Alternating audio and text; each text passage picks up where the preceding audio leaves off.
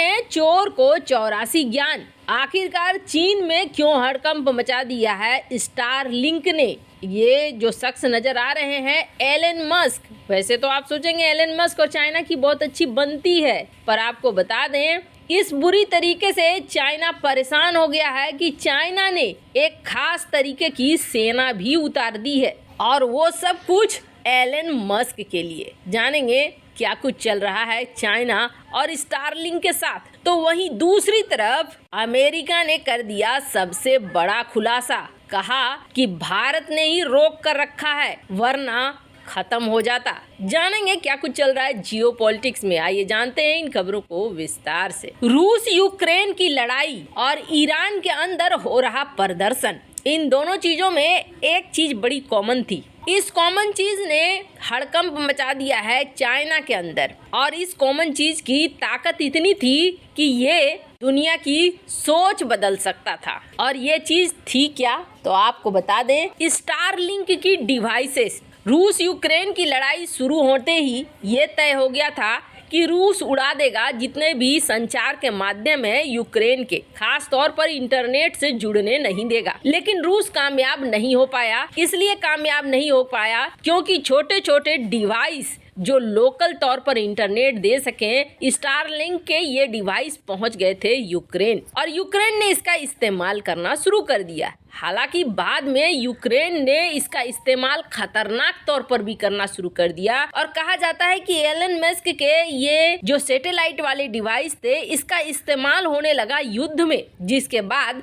कथित तौर पर एलन मस्क की अंतरात्मा जागती है और वो फैसला लेता है कि अब हम स्टारलिंक की सेवाएं नहीं देंगे यूक्रेन को। पर इसके पीछे ये भी कहा जाता है कि दरअसल एलन मस्क ने एक प्रस्ताव दिया था शांति का, और इस प्रस्ताव पर इतनी मिर्ची लग गई थी यूक्रेन के राष्ट्रपति जेलेंस्की को कि जेलेंस्की ने कह दिया था कि तुम भाड़ में जाओ। और इसी गुस्से में आकर एलन मस्क ने ये फैसला ले लिया कि अब हम स्टारलिंक की सुविधाएं ही नहीं देंगे। कहने को एलन मस्क ने ये कहा कि हमने तो सिर्फ आपको इस्तेमाल करने के लिए दिया था, हमने इस जंग का हिस्सा बनने की बात नहीं कही थी, लेकिन आप तो हमारे स्टारलिंक का इस्तेमाल करके जंग का हिस्सा बन रहे हो। खैर, एलन मस्क के इस रूप को देखने के बाद चाइना बहुत ज्यादा एक्टिव हो गया और चाइना के अंदर डर आ गया। चाइना को समझ में आ गया कि ये जो अमेरिकी अरबपति बिजनेसमैन है एलन मस्क, इसके स्टारलिंक की बहुत बड़ी संख्या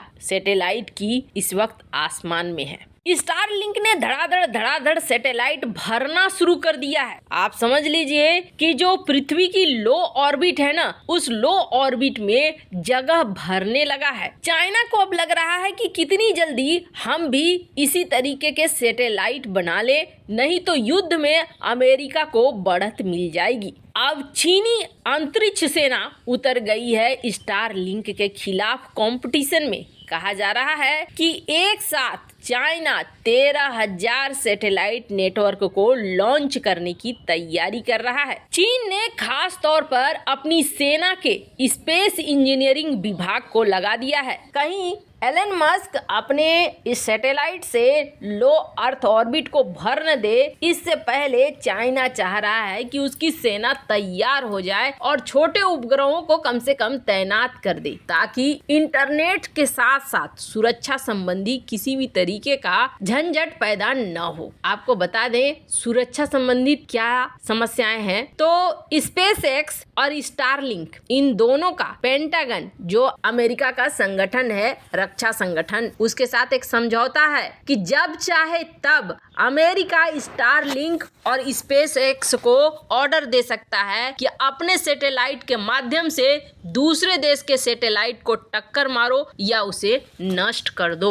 यानी जितना ज्यादा स्पेसएक्स या स्टारलिंक की सैटेलाइट होंगे उतना ज्यादा पावरफुल होगा अमेरिका। खैर, जहाँ एक तरफ ये सब कुछ हो रहा है तो वहीं दूसरी तरफ क्या भारत ने रोक रखी रखी है बड़ी तबाही, नहीं तो अभी तक हो चुके होते कई परमाणु हमले और दुनिया में छिड़ गया होता विश्व युद्ध। ये बातें अमेरिका दुनिया के सामने लाकर रख रहा है। इस बात का अंदाजा आप ऐसे लगाइए कि अमेरिका ने कहा कि इस मामले में भारत बहुत एक्टिव रहा और अजीत डोभाल की जो मीटिंग्स हैं वो दिखला रही है कि हाँ, भारत के कद का असर हुआ है। दरअसल अजीत डोभाल जब एनएससी की मीटिंग में रूस पहुंचे थे तब ये देखने को मिला था कि पुतिन ने प्रोटोकॉल तोड़कर, वो रूस के राष्ट्रपति हैं, लेकिन प्रोटोकॉल तोड़कर उन्होंने अजीत डोभाल के साथ बातचीत की थी और करीब बताया जाता है 1 से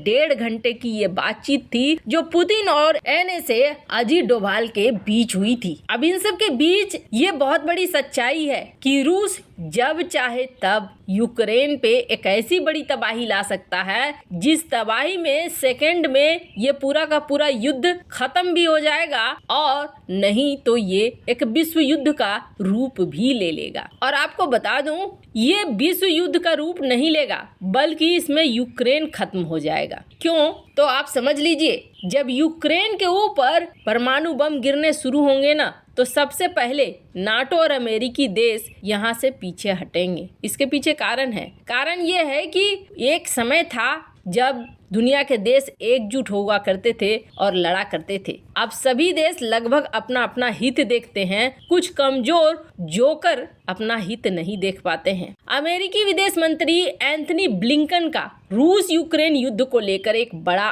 बयान आया है। उन्होंने एक इंटरव्यू में कहा है कि भारत और चीन की वजह से अब तक यूक्रेन पर रूस ने परमाणु हमला नहीं किया है। भारत का रूस के साथ एक बहुत अच्छा सीधा जुड़ाव है। ये नई दिल्ली ही है जिसने रूस को सामरिक परमाणु हथियारों का उपयोग करने से रोक कर रखा है। अमेरिकी विदेश मंत्री ने कहा कि पुतिन इस युद्ध में अपनी शक्ति का इस्तेमाल कर सकते थे और मॉस्को की तरफ से बार बार परमाणु हमले की बात कही गई थी, लेकिन फिर यहाँ पर भारत ने अपना रोल निभाया और भारत ने कोशिश की कि रूस यूक्रेन पर परमाणु हमला न करे। वो भी आप समझ लीजिए कि अमेरिकी विदेश मंत्री ब्लिंकन ये सारे बात कब कह रहे हैं? ये तब कह रहे हैं जब यूएन में भारत ने रूस के खिलाफ वोट नहीं किया है। तब भी अमेरिका ने भारत का पक्ष लेते हुए इस बात को साफ किया है कि यूएन में भले ही